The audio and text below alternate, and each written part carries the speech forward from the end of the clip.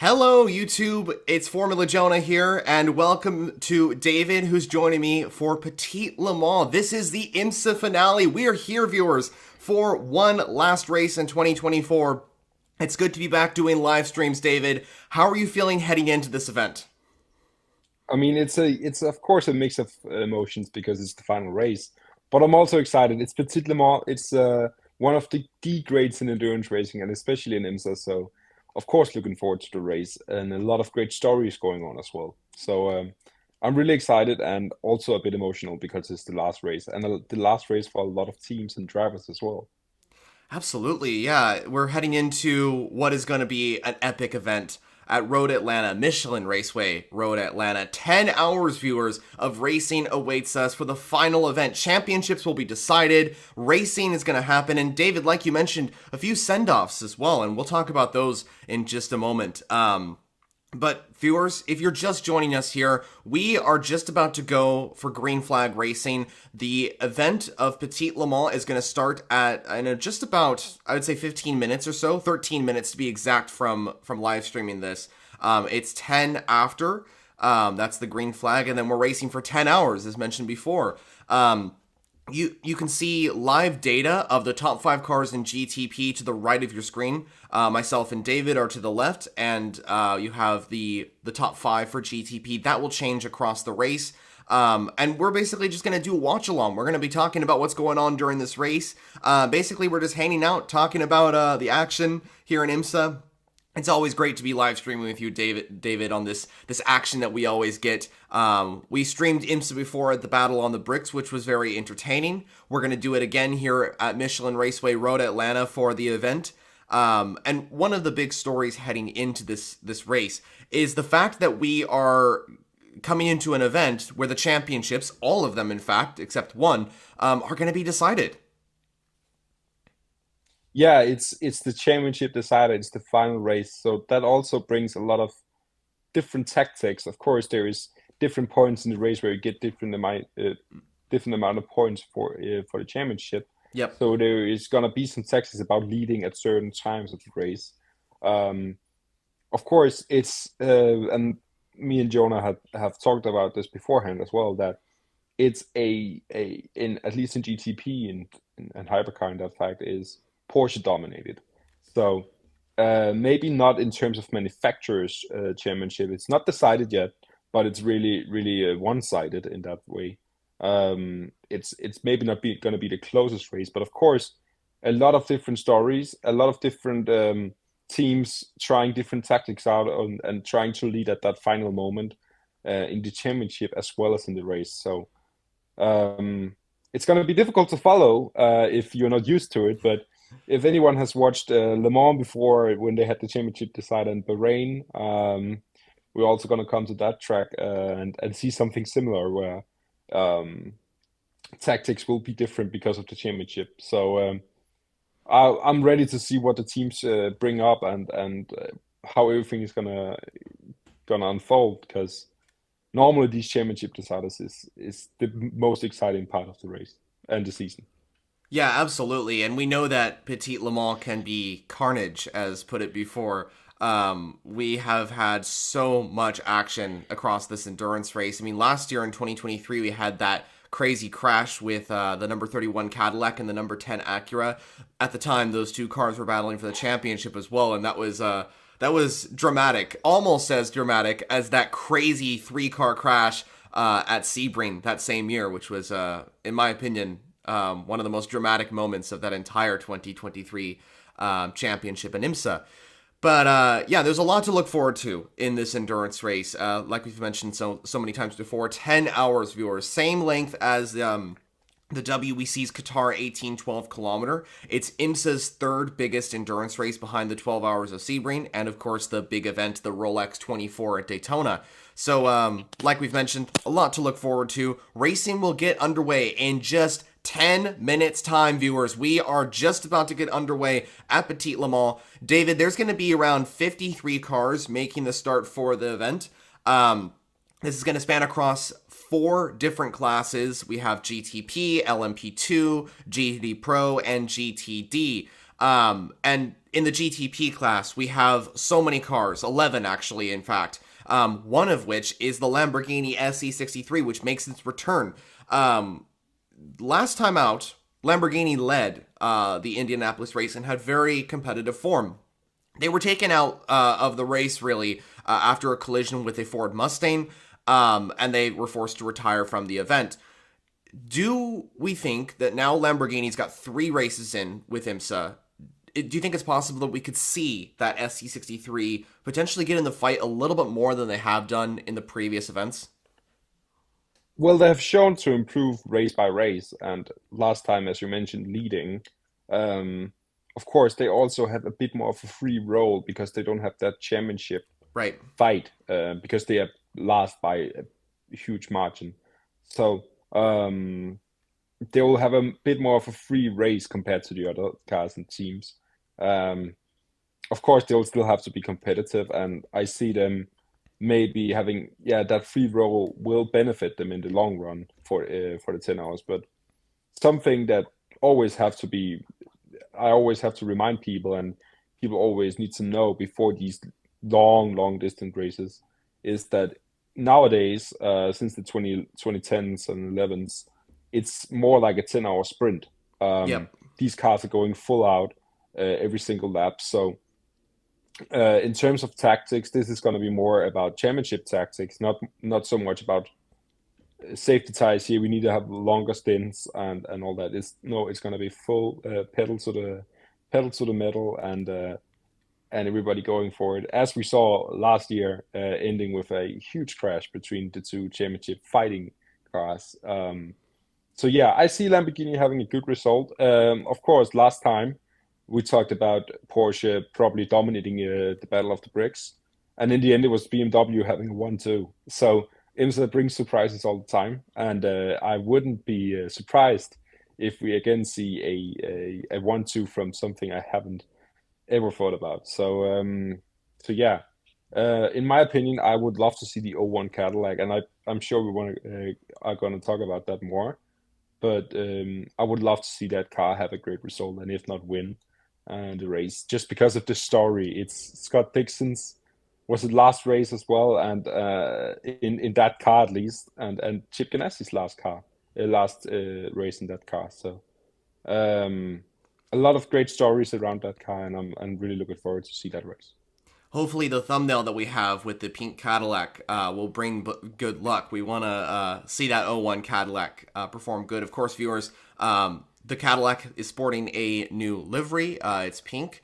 And so if you don't see the yellow Cadillac or the gold Cadillac out on track, that's why it's using a special livery. We'll get into that Chip Ganassi entry a little bit later on, but I do want to mention as well that Scott Dixon heading into his 50th IMSA race as well. So that'll be awesome to see. Viewers, thank you so much for joining us so far. We've seen a lot of people come into the chat, which is great. We have almost about 70 viewers live right now, which is great to see.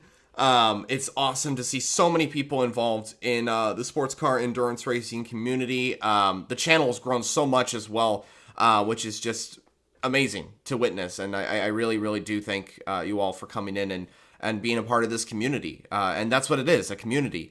So that will continue as the year progresses, as we head into 2025 as well. We have some big news coming into 2025 for us. We'll be covering more endurance races for the GT or the Intercontinental GT Challenge. So that includes like the Bathurst 12-hour, the 24 Hours of Spa, etc. So we'll be covering not 2 championships, but 3 championships full time. There's going to be other videos on like ALMS, ELMS, but we're going to be focusing on those 3, which is really, really big for the YouTube channel. Send in your comments as we head into Petit Le Mans. If you have any questions, if you have any thoughts heading into this race, I would love to know who you all think is going to take the overall win. Of course, Petit Le Mans can be kind of unknown considering the fact this event is so iconic in that it provides the unexpected in endurance racing. But sure, let me know your thoughts down in the comments of who you think is going to take the victory, or go vote on the poll, which was just posted. I think currently most viewers think that Cadillac will be taking the overall win. And speaking of Cadillac, it's Jack Aiken that put the number 31 Whelen Action Express Cadillac on pole position for this event. It's been Cadillac that have really stepped up their game in the last 2 races. Of course, Sebastian Bourdais put the 01 entry on pole in Indianapolis. Cadillac with the 31 car are now with the pole position as the cars make their way out on track for the first of the formation laps. But yeah, viewers, 31 Cadillac, Jack Aitken, Pipo Derani. Speaking of goodbyes, Pipo Derani is saying goodbye to Action Express Racing. This is his final race. And in fact, this is also his birthday. Happy birthday, Pipo. But yeah. Your birthday. Yeah, and so those 2 drivers are also going to be joined by Tom Blomqvist. Blomqvist might be reprising his role as an Acura driver with Meyershank Racing once they return in 2025. So Action Express could be saying a lot of goodbyes with Pipo Derani leaving the team, Tom Blomqvist heading out potentially. Jack Aitken seems to be the only driver that is continuing on with that team. They start on pole. They haven't got a win yet this season.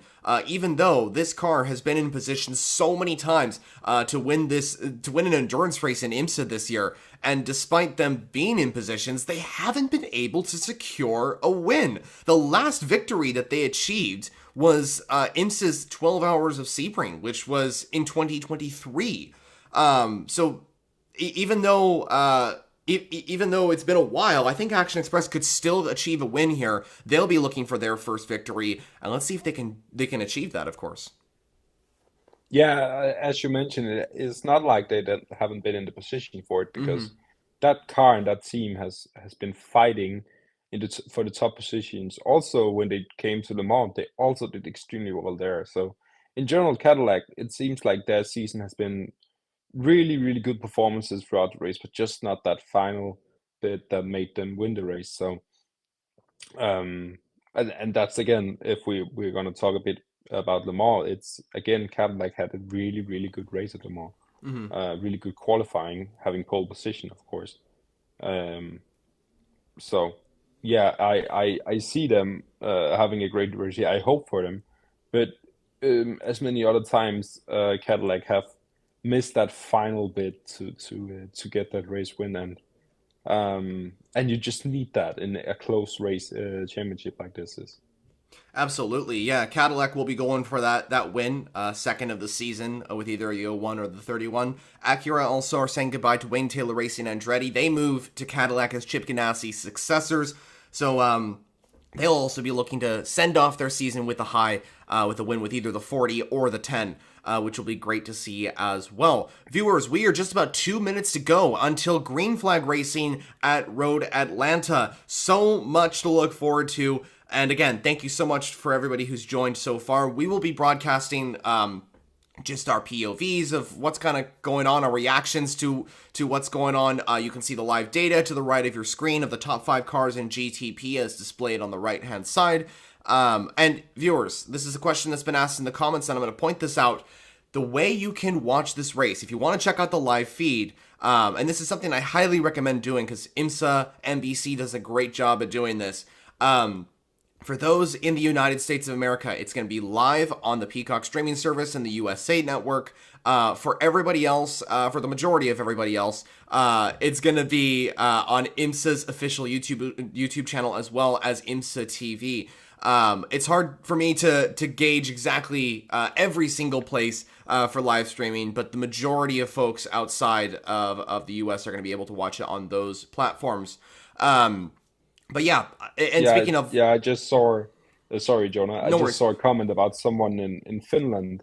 And yeah, the thing is, in France, in the Netherlands, and in Scandinavia, you have to watch it on Viaplay. They have the licensing for it. So that's the only way you can do it in those areas. And of course, in the States, there is a Peacock and you know more about that, Jonah. But otherwise, if you're one of the lucky few that can get it on YouTube or IMSA TV, just go in there and check it. Otherwise, IMSA is doing a great job showing on their website where you can watch it, depending on where you live. So I recommend always going in on the website to check out where you can watch the races. Absolutely. Thank you for explaining that, David. It's really important to put out more thoughts on on where to live stream this event. But viewers, here we go for Petit Le Mans. It's time to go racing. The 31 Cadillac is going to start alongside the number 7 Porsche, the championship leading 963. It can win the championship in GTP. 10 hours of racing is about to get underway at Michelin Raceway Road Atlanta as Jack Aiken is going to lead the field to green for Petit Le Mans. We're just about to watch the cars go, and he has begun. Petit Le Mans is racing. Here we go. We're racing at Road Atlanta. The 31 Cadillac gets a great start. Look at the BMW, the number 25 car, David. That car has got up into second already. So as you can see on the live data, viewers, the number 25 BMW will move up into second position. Great start by them. And also great start by the number 6 Porsche. Really bad start by the Porsche. Really not getting following the Cadillac out of the start. So losing a position already. Not the start that they wanted. And already a gap being made there by Jack Aiken. Really great start from the young Brit. Great to see. Already a second out ahead of the BMW.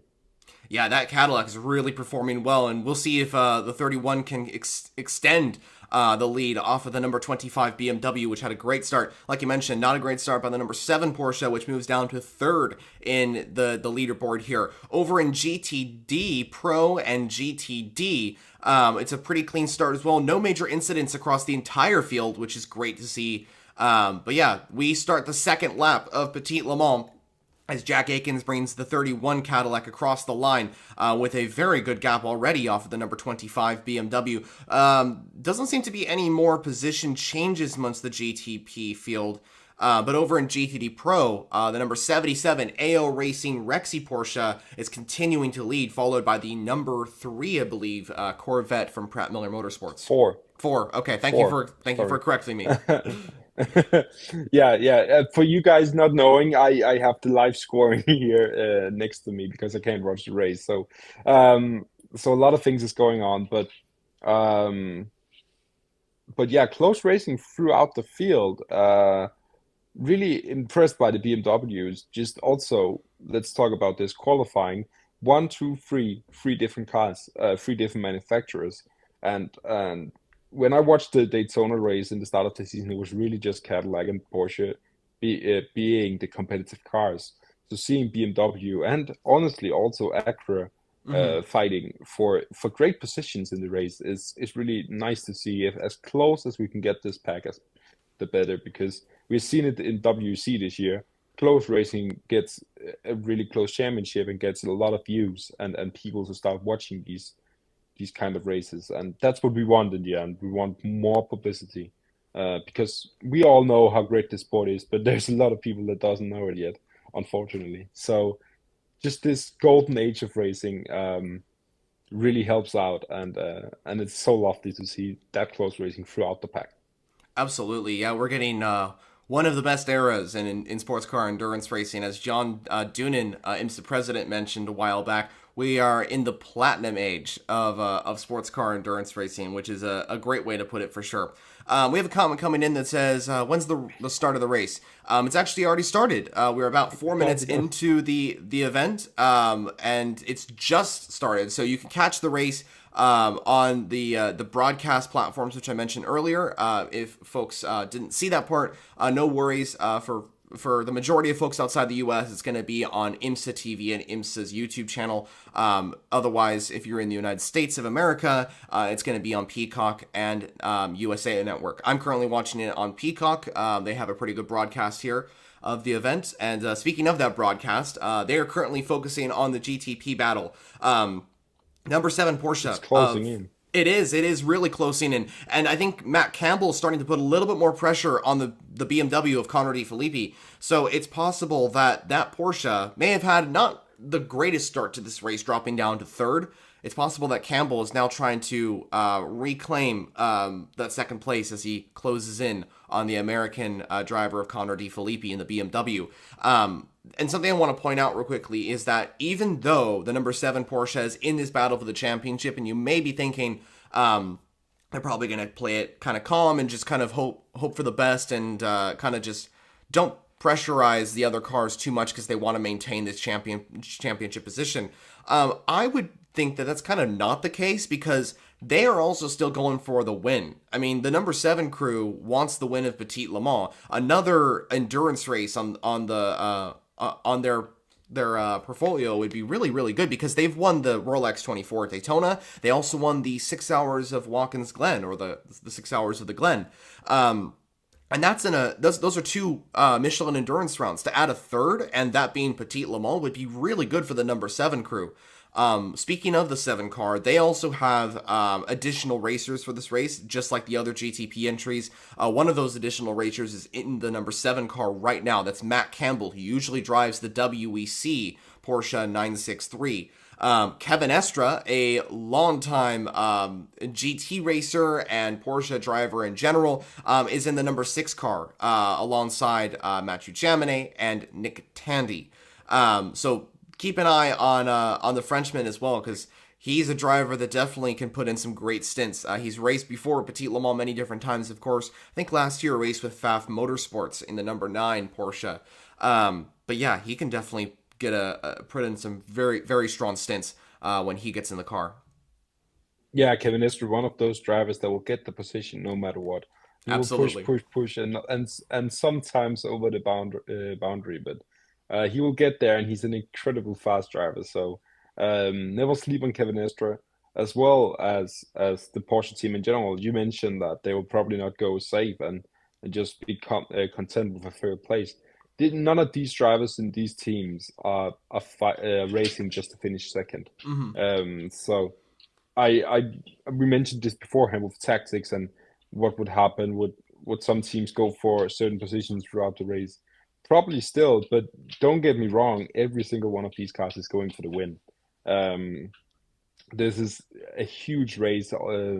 You told me beforehand that some experts says that this is one of the hardest races to win, at least in IMSA, and yeah, probably is because of all these tactics. So to win the Petit Le Mans is a huge statement as a team as well. BMW, I think BMW won it last year, right? I believe it was Acura, the number 60 Acura, car, okay. Meyershank Racing, if I'm not mistaken. They took the win in their final race as well for Acura at the time. But yeah, I definitely agree. It can save a season. It can save a season if you have a good performance at one of these huge races. If Daytona, you have a great performance there, or at Petit Le Mans. It's one of those races that you really want to do well at, no matter what. How the championship standing is going, how the season has been so far. No, it's about this race and finishing in as great a position as possible. Absolutely, and I think this is also great for the drivers as well. If we think about, for example, the 01 pairing of Renger van der Zande and Sebastian Bourdais, if they clinch this win at Petit Le Mans, this is a really, really good staple for other teams to look at them and say, you know what, I want that driver on my team for next year. And I think they're already seeing that. You know, these two drivers are very high-profile racing drivers in the world of IMSA, and I think that they can. They'll likely already get a drive next year in whatever series they do compete in.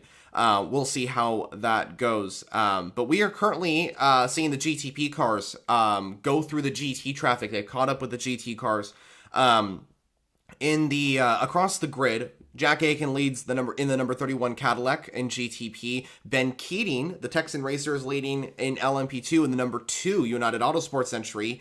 Lauren Heinrich is leading in the number 77 Porsche, the AO Racing car, which is currently in the lead of the championship.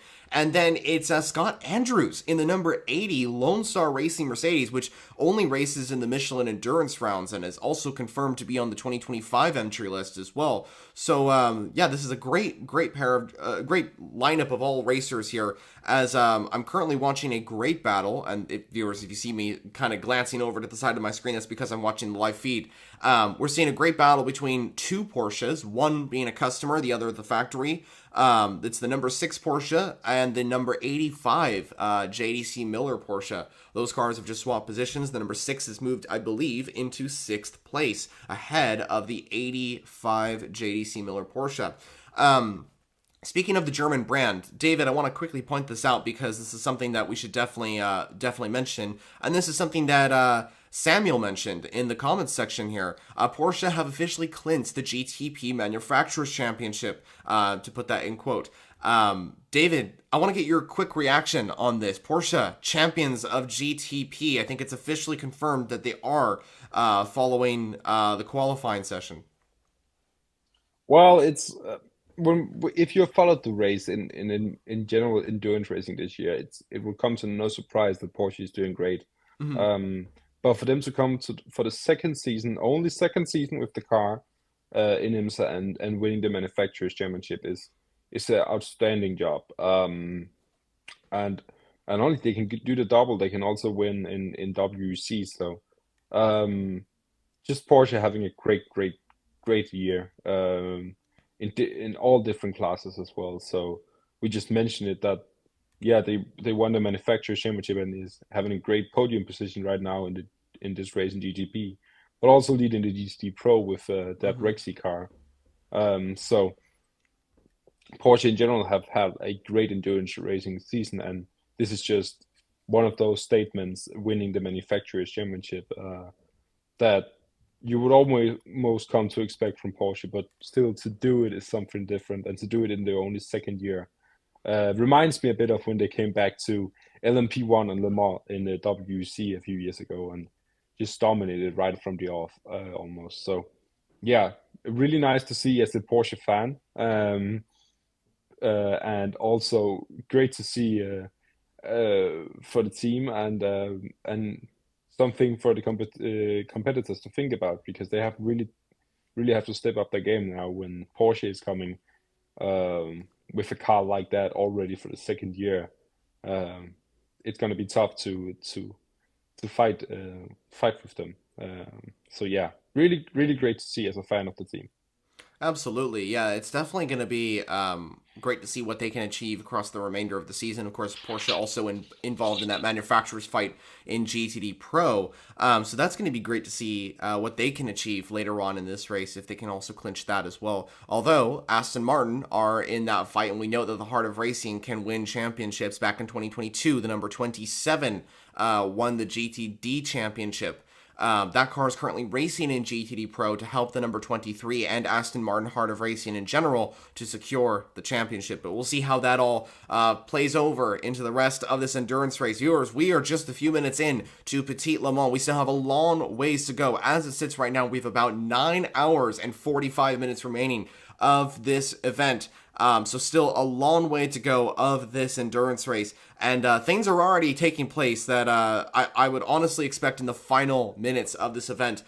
Close racing up in GTP, and this is something that we're seeing right now with the number 31 Whelen Engineering Cadillac out in front by just a few seconds from Conor De Filippi, and the number 6 Porsche is also currently hunting down the number 10 Acura. So viewers, on the right hand side of your screen, the bottom right, you could see a switch in positions with the number 10 WTR Andretti Acura in 5th, with Felipe Albuquerque behind the wheel. That car could potentially move down to 6th, and Nick Tandy can move the number 6 Porsche up into 5th place. But we'll see how that works as the event progresses.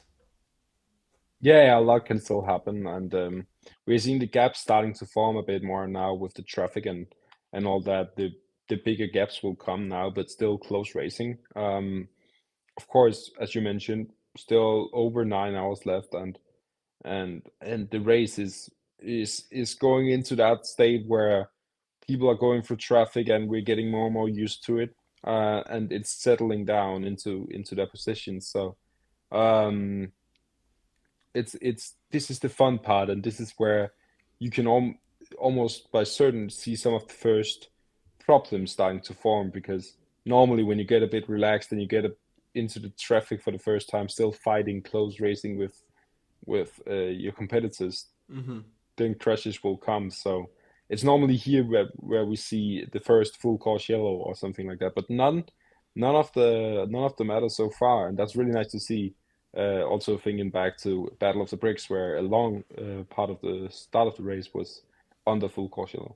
Yeah, absolutely, and I think it's inevitable for incidents to happen. Of course, we don't want to see them, but that's normal in endurance racing, and we'll just kind of wait and see what happens as the event progresses. But yeah, it's so far really good racing. gotta mention something real quickly. BMW performing really good. I don't want to like jinx anything or anything like that, but the number 25 car with Connor DeFilippi behind the wheel in second place. BMW have really stepped up their game the last couple of races.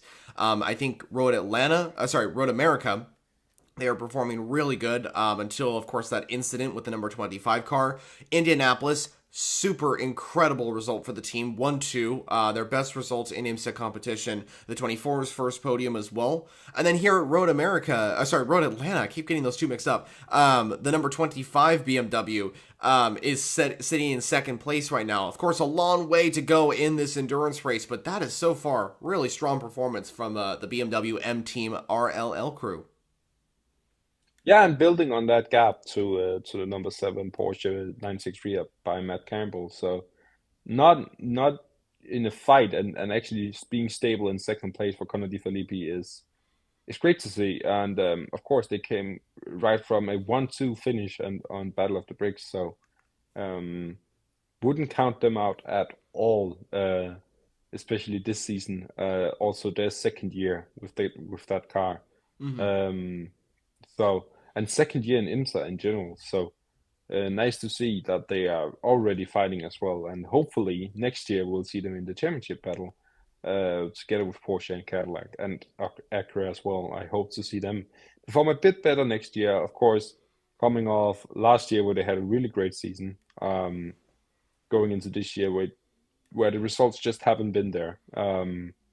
So yeah, hopefully we'll see a bit closer racing between all the different manufacturers and not just two. But yeah, nice to see here by the end of the season that BMW at least has come to the fight and are beating some of these great giants in IMSA so far. Yeah, for sure. And I think that next year, I think we're going to see a much stronger season for Acura. You know, it hasn't really been their season, as you mentioned. I think that they've had some unlucky performances, or unlucky results. They've had some standout results. You look back to the 12 Hours of Sebring, a brilliant drive from the number 40 crew of Colton Herta, Louis Delatraz, and Jordan Taylor, of course. The number 10 got its first win in IMSA competition, of course, with GTP at Detroit for the Grand Prix of Detroit. So that was great to see as well. And I think that Acura could still achieve not just a podium, but potentially a win here today at Road Atlanta. But we'll see how that goes. And then, of course, next year, we have a new manufacturer joining full-time, Aston Martin, with the Valkyrie LMH. Heart of Racing are bringing the number 23 car into GTP. They're racing full-time. That's a new confirmation. That's awesome. Lamborghini is also back, but they're only racing in the Michelin Endurance rounds. Viewers, if you want to know exactly which entries are racing where and which entries are confirmed for 2025, check out the entry list, which I will post in the description down below. You can also check it out. It came out later, earlier today. And that was a video kind of describing what the breakdown of each and every entry confirmed for the IMSA WeatherTech Sports Car Championship in 2025. And while the racing continues, David, I want to get your thoughts on something that's kind of come up, and this is not really related to the WeatherTech Sports Car Championship, but this is related to the smaller class, the Michelin Pilot Challenge. It was just revealed that IMSA is getting a brand new manufacturer, Cupra. Cupra is joining the Michelin Pilot Challenge with TCR, so that's going to be great. But I want to get your thoughts on Cupra. Of course, they race in other racing series. For me, I'm not really familiar with Cupra, considering they're not in America, but I've overheard that this is part of an expansion from the brand into the United States market. Do you think this is a good step by Cupra heading into the Michelin Pilot Challenge of IMSA for 2025?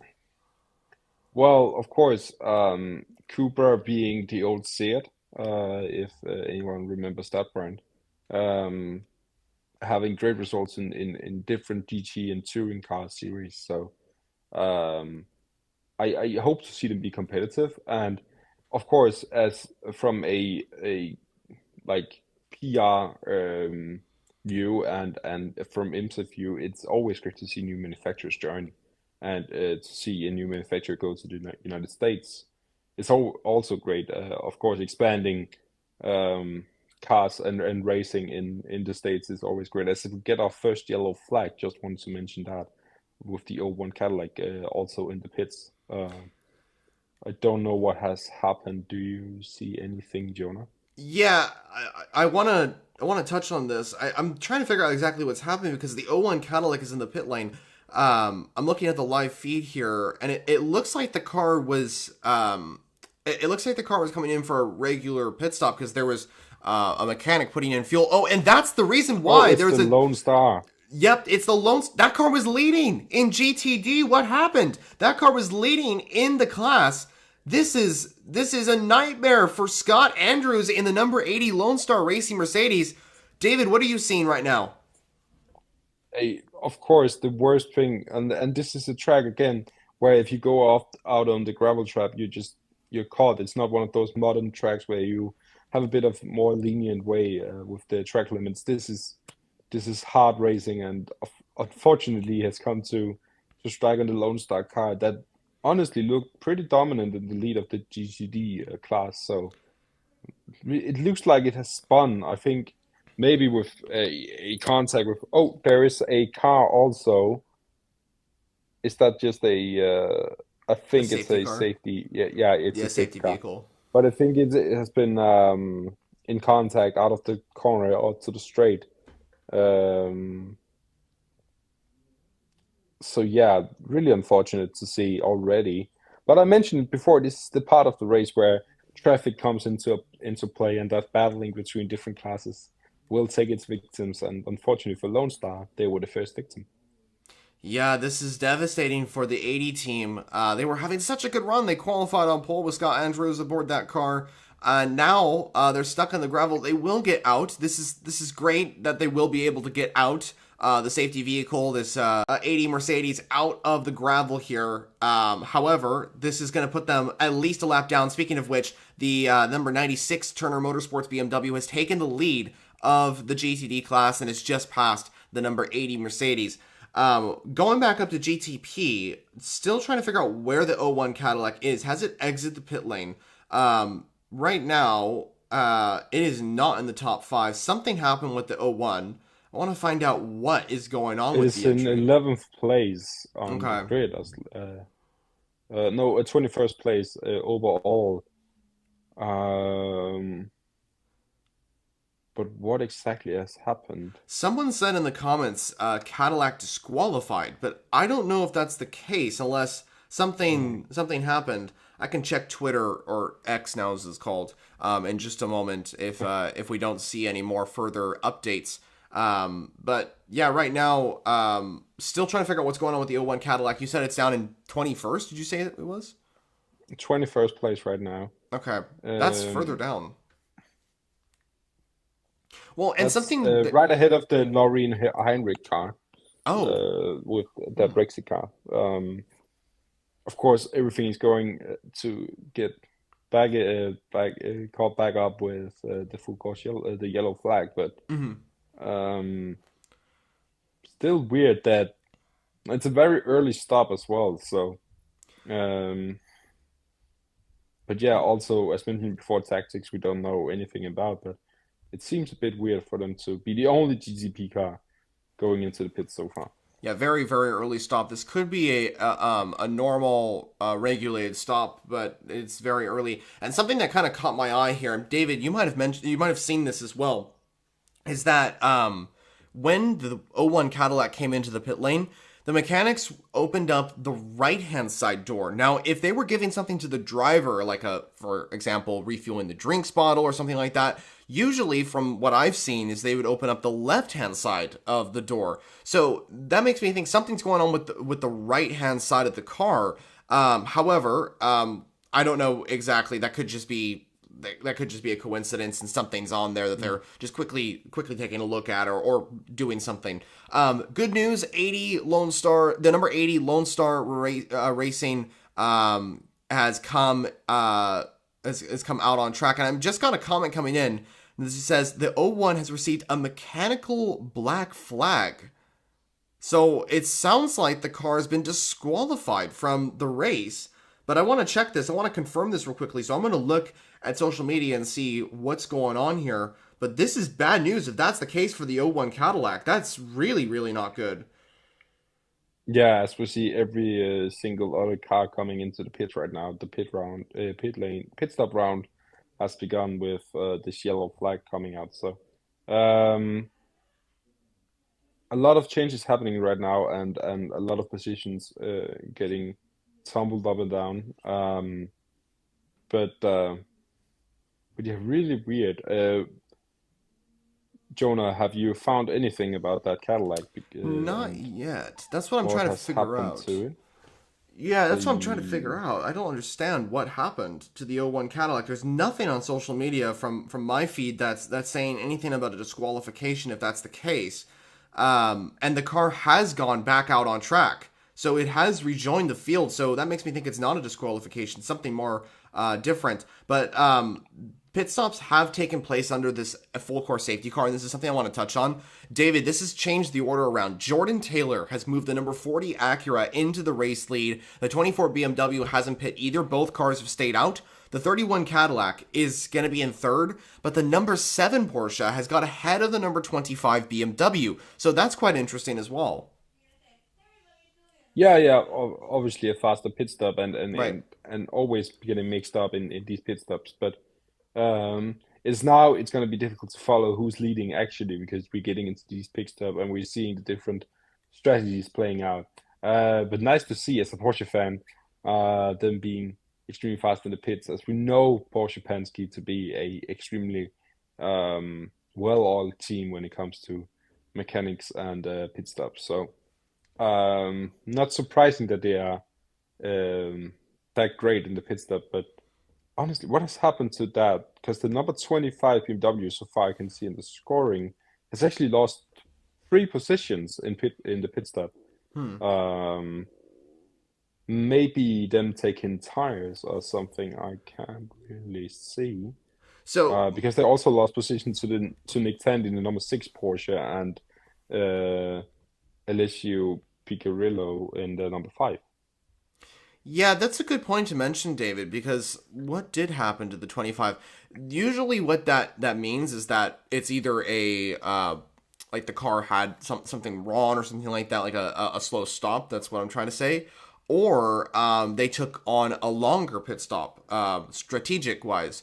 So that maybe includes like a driver change, that maybe includes tires, a longer fuel stop, something like that. And that's what kind of makes me think. Usually in IMSA, the first couple of pit stops are kind of all around. Some teams are doing different strategies, and that seems to be the case with the number 25 BMW. We'll get more confirmation on that in just a moment to see exactly kind of why they are down the order a little bit. Because the number 5 Proton Porsche has also moved up there as well, and that was further down the grid. So that makes me think that we're seeing a little bit of different strategies here from across the board.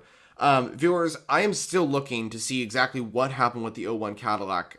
Some are saying that it is disqualified, but I haven't found exact proof of that being the case just of yet. However, that could be the case. If so, that is not good for Chip Ganassi Racing. No, in the final race with that car as well, that's a horror story, to be honest. So, not something we want to see at all for that car. But also, I'm trying to figure something out uh, as we're still under yellow flags here. Uh, And viewers, we have a comment coming in. I want to touch on real quickly while we have the time to do so, while the safety car is, or the full course safety car is out on track. We have a comment from Ryan Gamer who asked, Formula Jonah, did you see the news on Sports Car 365 about the Van Wall time is running out, to quote? What does this mean? Well, Van Wall potentially looking to make a return for 2025, but time is running out for them to secure a place on the grid. Colin Collis made it clear that they have the ability to run 2 cars, so Van Wall definitely looking likely to try and get a seat on or try and get a place on the grid. However, they're running out of time to be able to have the WEC confirm that. They're trying to work out a deal with the WEC to get back on the grid. But so far it hasn't really worked out. But we'll see. We'll see how that works. Vanwall is trying to get back on the WEC grid, though. That's what we're trying to say here. And Sports Car 365 did an interview with Colin Collis. They talked with that. They did a lot of great insights on what's going on with Vanwall coming into 2025.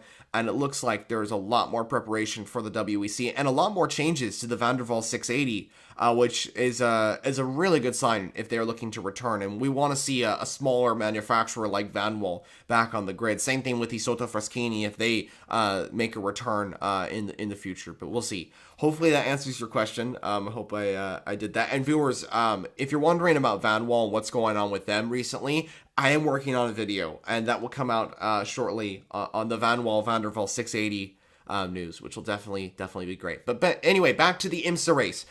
We are still waiting for Full Course Yellow to go away, and we will get back to Green Flag Racing in just a moment. I can tell you, Jonah, that so far from what I know about the 01 Cadillac is that it got a black flag to go to the pits because of some mechanical dangers. As you know from F1, when somebody lost a bit of their end plate, they will be forced to go to the pit lane to change their front wing. That's the same thing happening here, and then they got a warning for not complying with that black flag. So that's why we saw them in the pit so early, and that's why there's a bit of confusion on where and why they're still on track. But they are still on track. They are not disqualified. They just got a warning and a black flag to go to the pits to fix that problem that the race control had found. Yep, and Chip Ganassi just tweeted on X or Twitter, and they said, okay, we're back in the race. It's fine. Everything is fine. This is great. Thank you so much, Chip Ganassi, for putting this out, because there's a little bit of like confusion. It's like, is Chip Ganassi out of this race? Are they continuing on? They are back in this race. They are towards the back, but they are in this race. I think they're sitting 11th in the GCP standings. Is that correct? Yes, last place in the GTP standings. But at least they're in the race. 11. They're still in the race, and of course, with that long of a race, it's not one of those shorter IMSA races. This is the third longest race, so they have a long time to catch up, and a few yellow flags and full course yellows, then they'll be back in the fight, right up at the podium places. So I wouldn't count them out at all. This is a minor step back, and still a chance of a great result for that 01 Cadillac. Yeah, I definitely want to see them achieve a good result. So disqualification from a race would definitely be bad. But thankfully, everything is okay. They'll be in this race. Viewers, thank you so much for joining us so far. We have been live streaming this event with coverage, us talking about it, and live data, of course. David, it has been a pleasure to continue to live stream with you, and we will continue to do so for the next couple of minutes. Of course, we can't stream the full race because myself and David need to get to other things throughout the day, and of course, that would just it'd be very difficult to do so. Hopefully, we can also live stream the 8 hours of Bahrain in the WEC, although that's going to be really, really late in the night for me. But I don't know. We'll have to see about that one. If you all are okay with me not being there, we might be able to get a stream. We'll see how that goes, though. Anywho, Green Flag Racing has returned. We're back to racing in the in the IMSA WeatherTech Sports Car Championship, almost the WEC. The number 40 Acura will lead us away with Jordan Taylor behind the wheel, but Jack Aiken is looking to reclaim the lead in the number 31 Whelen Engineering Cadillac V Series R. He's on fresh new tires. He's on fast. He's got a fast car underneath him, and we'll see what he can achieve. Alessio Piccarello, the third driver for the Proton competition Mustang sampling Porsche, is in third, completing the top three. Then we have those two Porsche Penske 963s in fourth and fifth, respectively.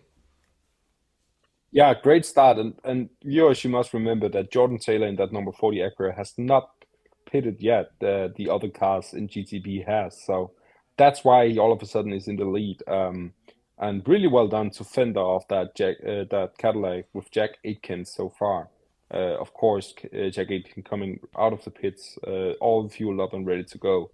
And now, of course, with clear air and no traffic to stop them from fighting each other. So this is where the close battle will be, as BMW also closes in on the other Acura, with Felipe Albuquerque. So yeah, as always, close fighting throughout the field. Um, and yeah, hopefully we'll see that battle between the three different Porsches heat a bit up. That could be a nice battle to see as a fan of the sport. With the two factory cars and then the privateer. If the privateer can beat the factory cars, that's a great story at least. Absolutely. Yeah, we saw that last week, or sorry, not last week, a couple weeks ago at Indianapolis with the 85 JDC Miller Motorsports beating the factory cars. Of course, the number 6 did get disqualified from that event, or at least got a major penalty. But still, that was a massive performance from JDC Miller Motorsports. Such a great performance. I think that's basically what I can say. And we'll see what Proton Competition or JDC Miller Motorsports can achieve. Last year in 2023, Proton Competition beat the factory cars by achieving third, their first podium with the number 59 WeatherTech liveried Porsche 963. Of course, that car is now the Mustang sampling number 5 Porsche. But yeah, and anyway, I want to get back to the GT racing because we've had a little bit of a mix-up in terms of all the grid. We have the number 65 Ford Mustang currently leading the GTD Pro field, and then the number 47 Settler Racing Ferrari is in first in GTD. So that's quite interesting as well. And actually, we're seeing a move right here with Ross Gunn in the 23 Aston Martin on the live feed. Getting past the 47. This is, of course, a different class. Great move. Yeah, really great move. Really strong move from Ross Gunn there. And, ooh, what are we seeing here? Car going off track. That was the number... That's a bit of dust, yeah. Oh, contact. Really seems... Pushed off. That McLaren pushed off. I couldn't see what kind was it pushed off. Was it a It's a BMW. Lexus or BMW? Okay, okay. It's the number 1 That's Paul Miller Racing BMW, actually. I just checked it now. Yeah, that's interesting. 10th and 11th in class. So um, the battle of the final places in the GTD Pro class being tense, as you could say. Um, Ooh. Getting another replay of the two Mercedes having a little bit of contact. Did you see that, David? yeah, they don't like the track limits right now. It's they want to test it. I mean, maybe they should talk to that Lone Star Mercedes about track limits because they are testing it too much. We don't want to see another yellow flag just because of close fighting. No, of course, nice to see fighting to the limits, but please don't go away. Yeah, we don't want to see a major crash or anything like that. So far, it's been pretty clean racing though. And that Lone Star Racing Mercedes has kind of moved further back up the field. It's making its way through the field, so that's nice to see. It's still in the race, still in contention.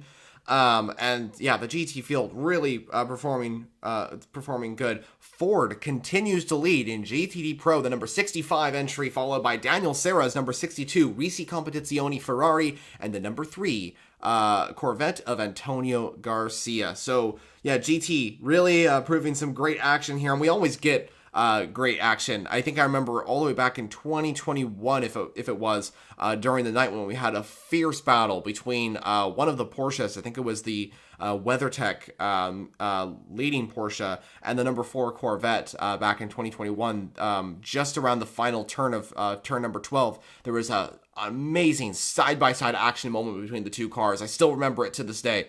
And yeah, it's great to see, and we're gonna see, I bet, similar performances in the future here in the GT classes at Petit Le Mans. Yeah, especially, I mean, and that's something I love about endurance racing and especially IMSA and WC is that um, at every point in the race, and no matter where you look, there will always be tense fighting. It could be a GTP or it could be a GTD, LMP2s. Last year we also had the LMP3s. So yeah, close fighting all over the field, and it's not like some viewers would know this feeling last year in the WEC where Toyota just would go off with the race Right. win. Yeah, but then there still would be a great fight in the GT Le Mans amateur class and LMP2 classes. So always great racing, no matter where you look, and that's the beauty of this sport, and what we get here in endurance racing that maybe some other racing classes, racing championship doesn't get. Yeah, I fully agree. You know, the action in IMSA is definitely very entertaining, to say the least. I think that's a fact. And speaking of entertaining, we're getting quite the action here across the field. This is pure endurance racing. On the live feed right now, viewers, we have the number 40 WTR Andretti Acura being chased down by the number 31 Cadillac and a few other cars behind as well. The number 5 Porsche of Alessio Piccarello is actually performing really well, right on the back of Jack Aiken's number 31 Cadillac, and could be going for a move for second here. That Proton Porsche has really been performing good here. Let's see if that if the Belgian racer will be able to get past Jack Aiken here. We could see a position switch amongst the data here. Yeah, he is. He is going for the overtake down into the final few corners of the lap. Keep it clean. Ooh, here we go. Oh, side by side. Wow. Oh, and there goes Nick Tandy. And Nick Tandy. Nick Tandy goes down the inside as well. Oh my, 2 positions in one corner. That's not what we call number 31 Jack Aiken. Wow. He's got back past though. Guys. He's got back past. He's got back past Nick Tandy. This is what we call pure endurance racing, viewers. Nick Tandy's moved back down to 5th. The action is absolutely incredible here in IMSA. Alessio Piccarello moves the Proton Porsche up into 2nd. Jack Aiken has reclaimed 3rd. And here comes Matt Campbell now in the number 7 Porsche. It's a 4-way fight for 2nd place. And Jordan Taylor's not too far up the road either. This is a 5-way fight, viewers, for the race lead. And we're not even we've not even completed the first hour of the race. Here comes Nick Tandy trying to re-overtake the 31 Cadillac as they come into the double right-hander. This is absolutely incredible. And now traffic comes into our play as well. This is so close. And well done to the guys for keeping it clean, because with traffic and still close racing like this, it's amazing to watch. This is why we love endurance racing, guys. Oh my goodness. Yeah. Did you see that? Yeah, the Ferrari almost. Oh my. Oh, he doesn't go for the move. Okay. And Philippe Albuquerque also getting caught up now into the battle between the 2 Porsches and the Cadillac. This is almost the whole GTP field just closing in on each other and battling for that 2nd place. There's only 2 cars that are not involved, and that's the 63 Lamborghini and the 01 Cadillac, which are actually slowly catching up. Viewers, we have almost the entire GTP field, as you mentioned, David, who are just in this battle for the 2nd place position. This is absolutely incredible. And all the while, this of course helps Jordan Taylor, because he has been able to push a 4-second gap now down to 2nd place. So really, really good news for Jordan Taylor in that number 40 Acura. But close racing and really, really well done. This is again traffic coming into a play, and are you able to fight your way through traffic the fastest and still being ahead of your competitors who are also trying to overtake you, as well as these slower GTD cars? It's absolutely lovely to see. As we're caught up behind American ads, as I would call them, as a European that doesn't get that many ads. Yeah, currently my stream on Peacock, viewers, is putting off some commercials, and then we'll get back to the action here. But that's okay. We'll be able to see the racing return in just a moment. But yeah, we've had absolutely incredible action. This has been honestly, I'm getting goosebumps from this, because this is like pure endurance racing. This is what we like to see. This is the platinum age of sports car endurance racing. We're witnessing it right here in IMSA's Petit Le Mans event. It's been absolutely incredible, and I think that we're going to see this for the rest of the race, viewers. Jordan Taylor continues to lead in the number 40 Dex Imaging Wayne Taylor Racing Acura. That's a mouthful, but it's definitely the car to beat. The 31 Cadillac is now in 3rd, because the number 5 Porsche has moved into 2nd. That's the Proton competition entry. It's performing really well in the hands of Alessio Piccarello.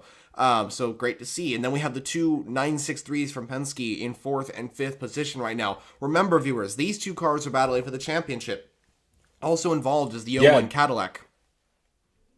Yeah, everything is closed up, and we just talked about it before the yellow flags and under the yellow flags. That Hmm.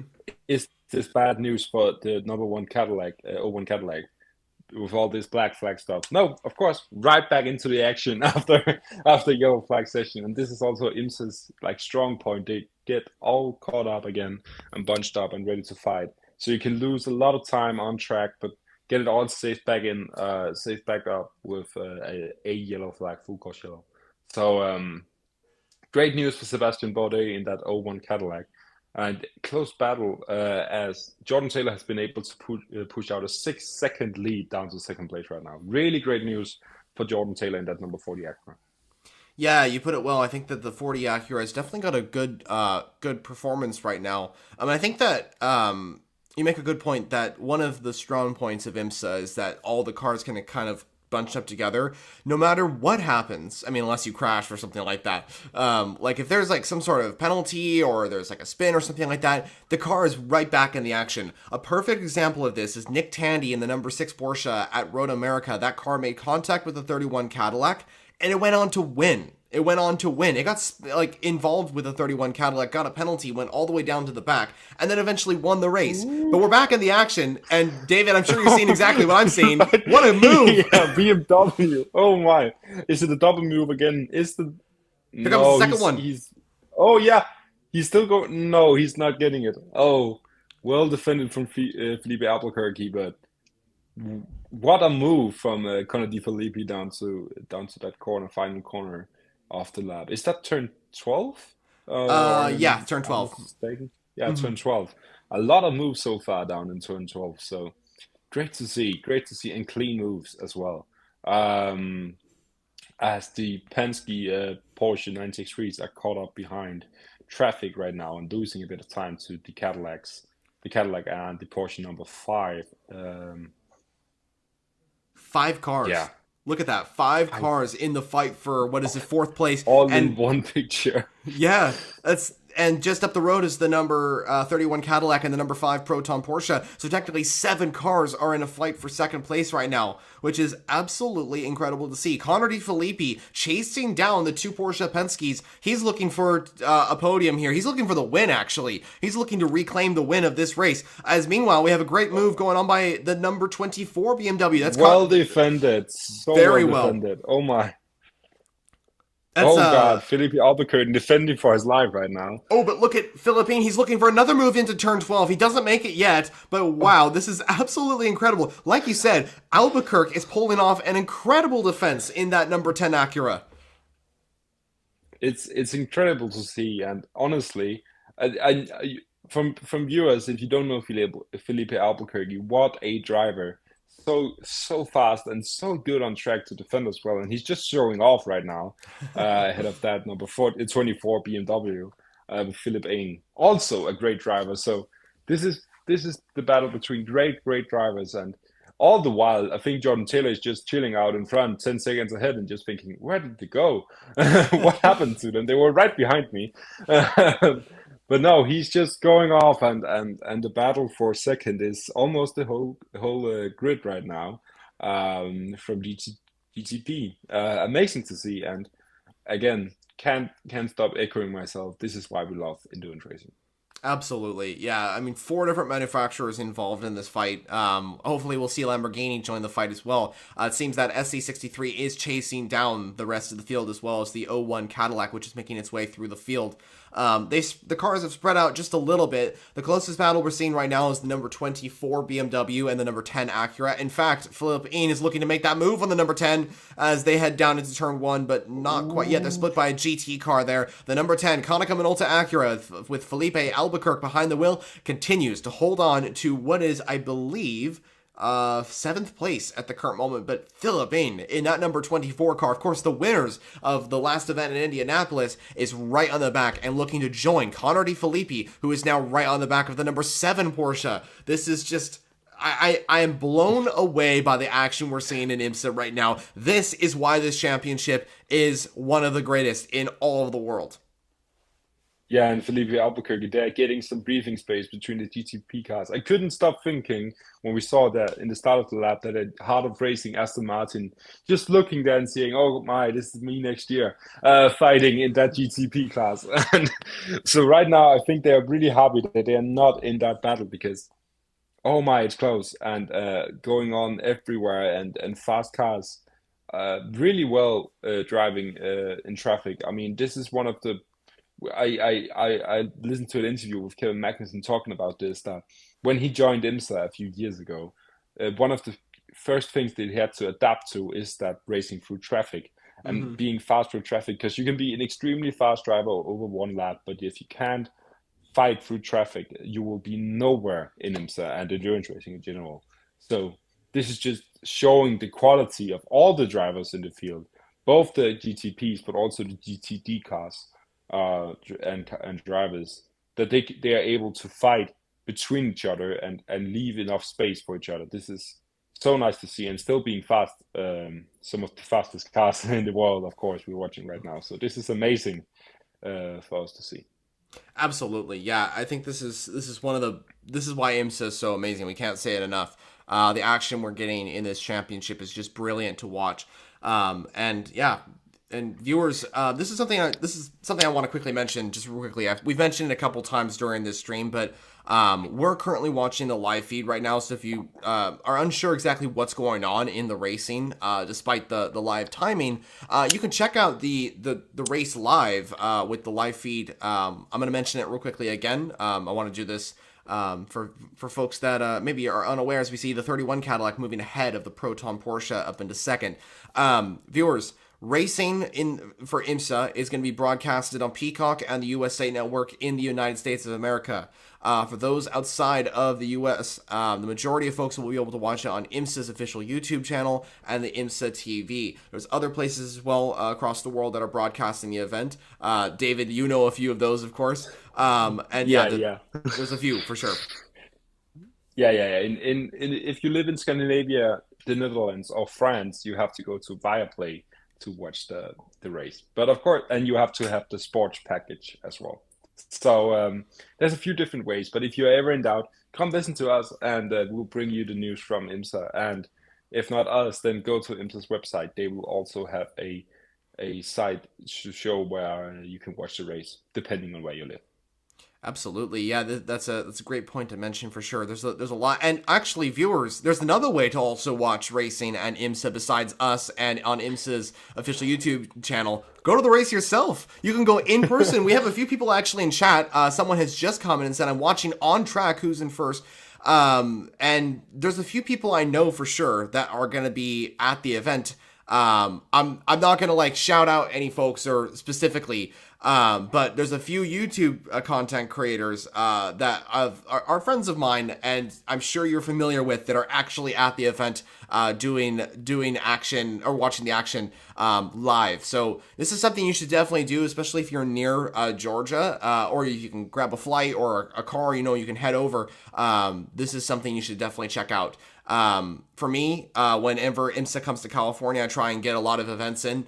Try and go to Laguna Seca for the endurance races. We see a brilliant overtake by Jack Aiken in the 31 Cadillac as we speak of this. That V Series R moves I into think that, that second.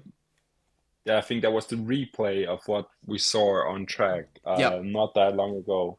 Jack Aiken moving up to second place and now trying to hunt down Jordan Taylor in that number 40 Acura. Um, so yeah, close racing, and not to stop you, but again, it's just hard to get anything in right now because there's always something happening on track.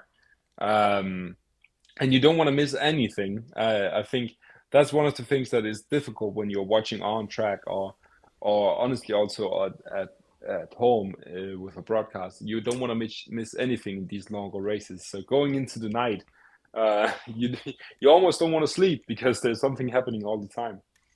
Yeah, for sure. It keeps you up. To watch these incredible endurance races. That's the case for Le Mans. It's the case for Daytona. It's the case for the 24 Hours of Nürburgring, etc. And so it's definitely great to see. Viewers, joining the fight for what is, I believe, now fourth place. is the number 85 JDC Miller Porsche, as well as the number 63 Lamborghini and the '01 Cadillac. Those three cars have kind of like drifted off to the back of the field. They're starting to close up and join the rest, so that's great to see. I'm hoping that Lamborghini can get a good result. They've only finished one race this year, and that's the 12 Hours of Sebring. That was the biggest event as well that they competed at in IMSA. So maybe that's good luck. You know, these big endurance races, they can maybe finish with a good result. Last time out at Indianapolis, they were kind of taken out of the race due to an incident, not really reliability. The only reliability issue that's forced them to retire from an IMSA race was the 6 Hours of the Glen when they had to retire. But hopefully here at Petit Le Mans it goes well for them. They can achieve a good result. And hopefully that's the case for Bahrain as well. Last time out at Fuji in the WEC, they had that issue where Danny Kvyat had to stop the car. They were having probably their best race outside of Le Mans in the WEC with the SC63. So hopefully Bahrain can turn out to be a good one. And speaking of Bahrain, there's only one more endurance race when it comes to WEC and IMSA after Petit Le Mans. Then we're I'm sorry for mentioning it, but yeah, it's the facts. It's true. We are only one more race, and then we have a little bit of a break, but we're back again for the Rolex 24 at Daytona in January of next year, which is just straight back into the action basically. And then we go on a whole calendar of endurance races starting up once again. But yeah, Bahrain will definitely be great. The 8 Hours of Bahrain in the WEC, which is going to be taking place on November 4th. So coming up in just a week or two. And hopefully we get to stream that one. I know it's like 2 a.m. in the morning for me, so I might not be able to be there, but we'll see how that goes. We'll figure something out. But yeah, that's gonna be great. Jonah. Oh, sorry. I think a little bit. I cut out there, or you cut out there. What did you say there?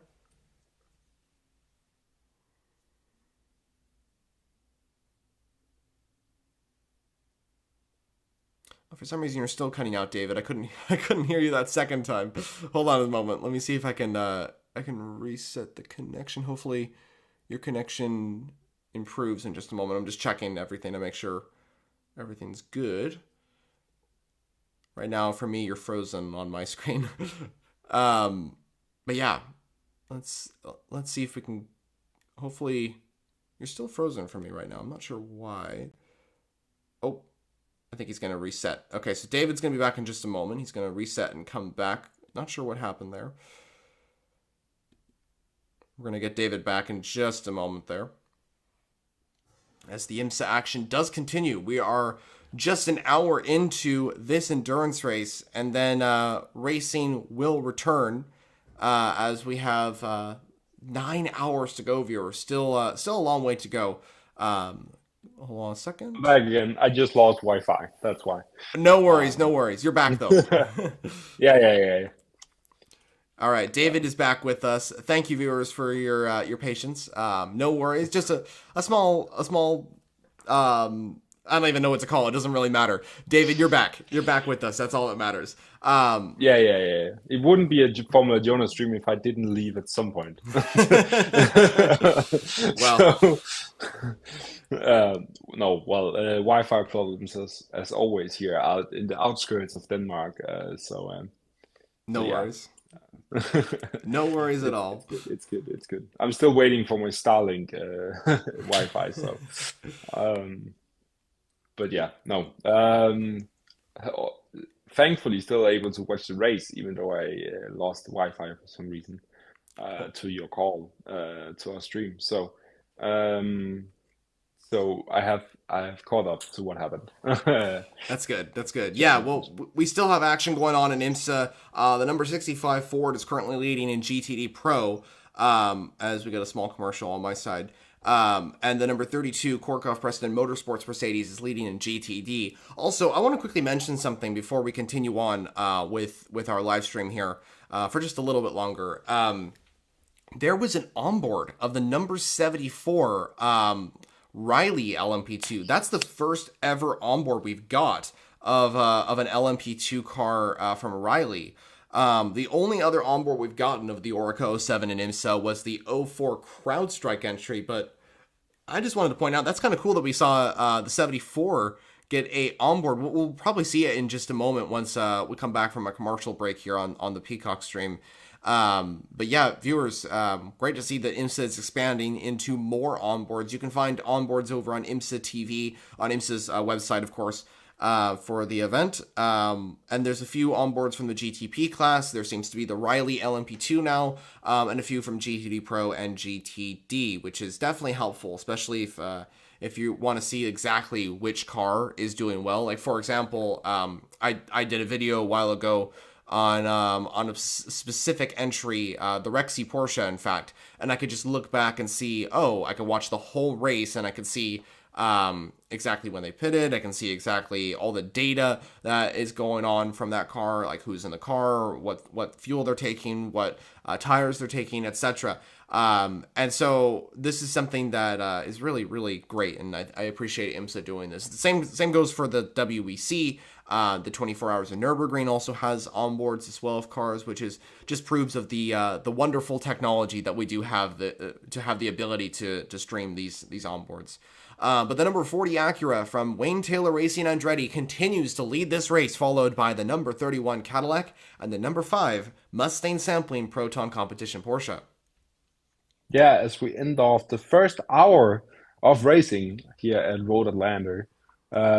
Great start. Honestly, a lot have changed. Both pole sitters in GTD Pro and GTP has lost their position. So things are changing up and down the field, and yeah, a lot of hours left so far. But the first hour down already, Jonah. What do you think of the first hour of racing here at Road Atlanta? It's been absolutely incredible. This is exactly what we want to see from IMSA. I think that we've had really, really clean racing. We've had really good action in terms of side-by-side racing. And it's just been, I would define this so far as respect. This is respect between fellow drivers. I think this is amazing. Teams and drivers are just performing really well out there. So far things are going really, really good in IMSA's, one of IMSA's main races, I would say. It's the third biggest endurance race in IMSA. So just awesome. We are seeing a battle, I believe, for fourth at the moment between the number 64 Ford and the number 77 AO Racing Porsche. As we see, a little bit of a spin. Oh, a spin. Yep. Which entry is that? Is that that's an LMP2? Was it the number 11? I think. Oh no, that's not 11. That's the Aero Motorsport, I think. I think that's the Aero Motorsport 18 car, the one that won Daytona and Sebring. Yeah, this is that was a little bit of a spin. It looks like the car just got a little bit the driver put the throttle on a little bit too much, or the cold tires, that can happen very easily. Thankfully, no contact with the wall. It will get back out on track. And no contact as well with another entry. Yeah. That's almost the most important part when you spin off in the middle of the track, that you don't get hit or hit anybody else. So well done for not hitting anybody else in that unfortunate moment. I just want to mention as well, Jonah, the Rexy number 77 Porsche 911 in GTD Pro has lost two more positions since the yellow flag. That's almost losing pace now. 6 seconds down to second place where it was beforehand. Actually, again, losing more positions. Now, has it just been in the pit? Yeah, it's in the pit right now for its second pit stop. Rexy is the number 77 car? Yeah. The number 77 car. Okay. So in for a second pit stop now from the 77 car. While the leading car, the Ford, number 65 Ford Mustang, has still not pitted 43 laps into the race. So what kind of tactic they're going for, strategy they're going for, I don't know. But they're sure going for the long runs. Ford have really stepped up their game in the last couple of races. It has been a really, really strong performance from both of the Mustang GT3s, particularly the number 64 car of Harry Tinknell and Mike Rockenfeller, in the number 64 Ford. They've secured 2 podiums, 2 second places in the last 2 races at VIR and Indianapolis. And now I think that what they're hoping for is a win. They have to get this. That's what they're focusing on. If they can get this win, I think that would be a really, really good step. Remember, Ford is back in endurance racing for the first time since 2019 when it comes to the top class, or the top prototype category. The top GT category. My goodness. And so that car definitely, those cars definitely had like a tricky start to the season. Daytona wasn't the greatest race. As we have the race leader, the overall race leader coming into the pits. Yep, you're right. For the first time as well. Of course, they didn't pit under that full course yellow. So first pit stop for Jordan Taylor and that number 40 Acura. Interesting to Yes. see. Now, what are they going to do? I That's just my wanted to question. mention, Uh-huh. I think it's just fuel. I think it's fuel. If they're going for the doubled stint, I think I can't remember the words right now. It's really late in Denmark right now, No just so you worries. know. But yeah, I just wanted to mention because I saw something that Julian Andlauer is out in the Rexy car now. They have had a full pit stop with driver change and tires. So interesting tactics for them. And Julian Andlauer, if you don't know him, then go watch that 6 hours of Spa in Yep. WEC and see how great of a driver he is. He had an incredible race there and deserved the win, in my opinion. Of course, didn't get it, but really deserved a win there with his driving. Yeah, I think that he's one of the greatest drivers among the WEC hypercar field. He's quite new to the hypercar, or at least the GTP a field, and I think that he's performed so well. I mean, outside of the 6 hours of Spa race, and viewers definitely go check that out, as David mentioned, because it was a great race by him. The 12 hours of Sebring, when he came in for the number 5 Proton Porsche car. He performed one of the greatest stints, I think, in IMSA this year, and that was the final stint that he did when he chased down the race leaders and almost got into second ahead of I think it was the '01 Cadillac, if at the time. I can't remember exactly. I think it was the '01 Cadillac.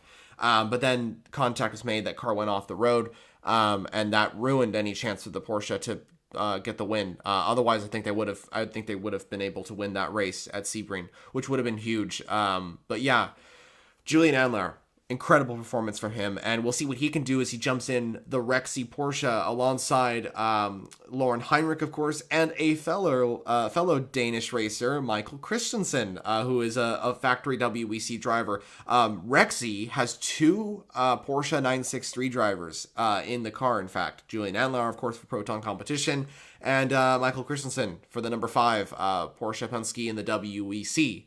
So that's great to see. And speaking more about GTD Pro, there's been a slight change, of course, with Rexy moving down the order due to the pit stop. It's moved down to, I believe, outside the It top has moved 10. down Oh, to 12th contacts. place. Oh, That's Ben Keating. that is Ben Keating in the LMP2, leading LMP2, actually. Yeah, that's the race leader in LMP2. What's going on with race leaders in contact? That's the Oh my main gosh. crash. There's another car. That's a Corvette. There's a Corvette involved in that too. That's the number 4. The number 4 Corvette is also involved. Does it have hopefully it doesn't have a broken suspension. Oh, and Ben Keating's off the track Oh again. my, no, no, no. Oh gosh. I think we're gonna have another full course yellow. Yeah, we are gonna have a Yep. yellow flag again now. Full course yellow. Keating's got something wrong with the back of the car. It's either a puncture or a broken suspension. I think the number 4 also has a broken suspension. This isn't good. That's Tommy Milner aboard the number 4 Corvette.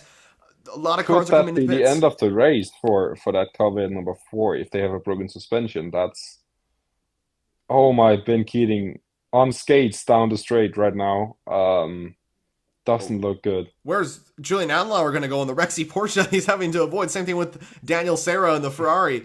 Uh, what is going on with? So, David, what do you think is going on with Ben Keating? He is sliding all over the place. Is that a puncture, or do you think there's a suspension problem?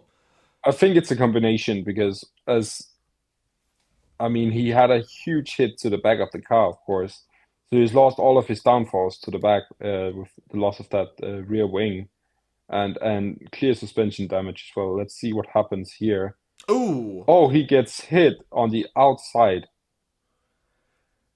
To me, that seems That's like. Oh, go ahead. Sorry. that's a right hand suspension damage for Ben Keating, no doubt. Yeah, if you look at the tire, it's all like at an angle. So it's oh That Ben was another Keating. spin. That's the problem for a driver because you want to go back to the pit as fast as possible, but you still have to go slow enough for the car not to go off track again, and clearly that's what happened to Ben Keating there. The car losing all control all of a sudden again. That might be the But race ended for the United Autosports car. United Autosport and maybe also the Corvette because if that's rear suspension damage, that's gonna take a long. Yeah, driver out of the car. Oh Tommy dear. Milner out of the. He's okay. That's the most important part. He's okay. He's walking out of the car by himself. Yay! Um, Keating's made it back to the pits. but I could say to you that these United Autosports mechanics are not happy almost to see that car back because that means a lot of work for those guys right now to get that car fixed up. I So think is it Ben Keating slow on the inside or I it looked think it's really Ben weird. Keating. Yeah, Ben Keating looking slow on the inside there. I think it's Ben Keating. I think Ben Keating. Something happened with Ben Keating before the Corvette made contact. So maybe he spun, and then the Corvette of Tommy Milner eventually made contact. It seems like what happened is that the contact between the Corvette and the Orica 07 broke both of the suspension on the Corvette and the LMP2. I looked at the back of Ben Keating's car, definite suspension damage to that car. You can tell by the curvature of the Orica 07, which is not normal, of course. And now this could potentially end both cars. I think you're right. I think this could potentially end both cars, which is so unfortunate because Ben Keating was leading this race in the United Autosports #2 entry. So this is just heartbreaking. And this is one of the worst times as well to go out of a long race because you were still in the very early part of the race. It's only 1 hour in, and you already lost everything.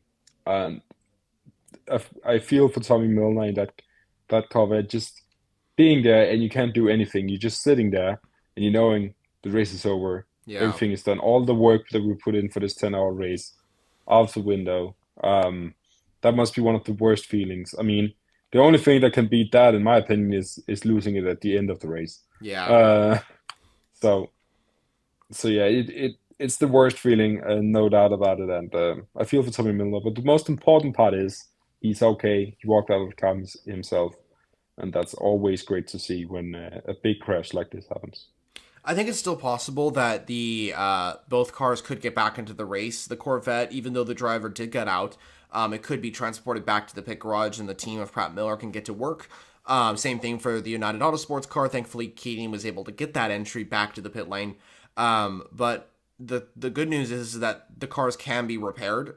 We saw this actually last year in 2023 with Nick Tandy. He jumped out of the car of the #6 Porsche. That car was transported back. It eventually got back in the race, but was many laps down. But this is clear that United Autosports #2 entry that was leading in LMP2, by the way, and the #4 Corvette are both not in contention for this race win. I mean, even though IMSA has such a close field that can close up the rest of the field, I think it's very, very unlikely for both cars to be in contention for the their class or their respective class wins. So super devastating, of course, for both. But we will continue on. And David, like you mentioned, the most important thing is the drivers are okay. I think that's Yeah, the most important thing. And Tommy Milner getting out of the car unhurt is good to see. yeah, definitely. Yep. And as you mentioned, yes, still with the IMSA rules of all the pack getting back together. Yeah, but you're still gonna be a million laps down now with all that suspension work that you have to do. So um, and you don't just get that back in one full course yellow. So a long race if they get back on track, but also maybe a statement. We saw this from BMW at Le Mans, Mhm. having the car in the garage throughout the whole race almost, just to have one car finish the race at least on track, even though it went slow. So So yeah, a statement probably is the best thing that they can do from now on because I don't see a result coming back to them from now. Agreed. I fully agree with you. Okay, well, with that taken care of, and considering the fact that we're under yellow flag, under the full course yellow, this is probably a good time to pause our live stream here for now. Even though we would love to continue on, myself and David can't stream forever. We have other things to do throughout the day. And considering we're under the yellow flag, as I mentioned before, this is probably a good time to stop. And we're off our suggested time of getting off. Anyway, David, if you're cool with that, I think we're going to end here. And viewers, thank you so much for joining us during this live stream. David, it has been a pleasure as always to live stream with you. Petit Le Mans has been, to say the least, just absolutely fantastic. Wow, absolutely incredible racing from what we've seen at Petit Le Mans. Viewers, it will continue as always. For those that want to continue to watch the race, go to IMSA's official YouTube channel or IMSA TV. In the majority of outside the U.S., for those that are in the United States of America, it's going to be on the Peacock streaming service as well as the USA Network. These are the places to watch the Petit Le Mans event. We are just about 8 hours and 45 minutes to go of this endurance race. Still loads of racing to continue on. But David, again, thank you so much for joining us. Viewers, thank you so much for joining us. And we'll be live streaming again very shortly. Have a great rest of your days, and we'll see you in the next one.